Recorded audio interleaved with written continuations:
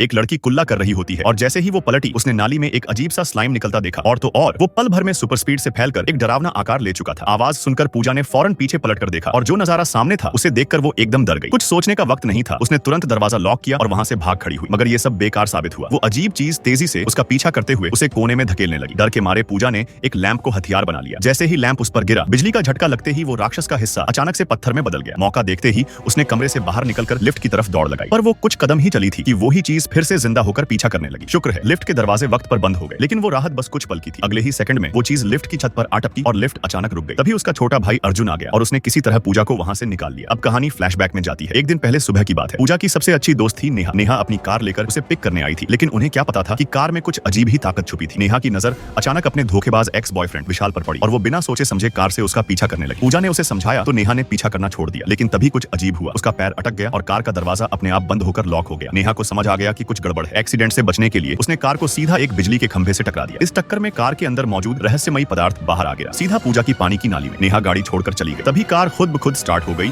और समंदर की तरफ दौड़ पड़ी। नेहा ने बड़ी मुश्किल से पीछे की डिक्की खोलकर कार के गिरने से पहले खुद को बाहर फेंका। उधर पूजा को इन सब का जरा भी अंदाजा नहीं था। वो एक जूस शॉप पहुंची जहां स्टाफ ने उसे एक ड्रिंक बनाकर दी। इंटरव्यू में देर हो रही थी तो उसने बिना सोचे ड्रिंक खत्म की और निकल पड़ी। इंटरव्यू के दौरान ही उसकी नाक से अचानक काला खून बहने लगा। वो घबरा गई और भागकर घर पहुंची। वॉश बेसिन पर झुकी और उल्टियां करने लगी। वहीं से शुरू हुआ था वो खौफनाक मंजर। बाद में पूजा और बाकी लोग अपने पिता को ढूंढने के लिए मेट्रो में चढ़े, लेकिन तभी लाइट चली गई और सब एक दूसरे से अलग हो गए। पूजा अकेली रह गई और वो चीज फिर से उसके पीछे पड़ गई। वो भागती हुई प्लेटफॉर्म के किनारे पहुंची, लेकिन एग्जिट गेट लॉक था। पीछे वो राक्षस ठीक उसके पीछे था। तभी उसकी नजर हाई वोल्टेज ट्रैक पर पड़ी। उसे याद आया कि लैंप इनकी कमजोरी है। उसने हिम्मत दिखाई, प्लेटफॉर्म से कूदी और पटरी पर भागने लगी। एक पॉइंट पर वो छलांग लगाकर हाई वोल्टेज जोन पार कर गई और वो राक्षस सीधा उसी पर गिरा। झटके में उसका शरीर कार्बन में बदल गया। आखिरकार पूजा इस खौफनाक मंजर से बाहर निकली। अब वो और उसका भाई एक सुकून भरी जिंदगी जी रहे।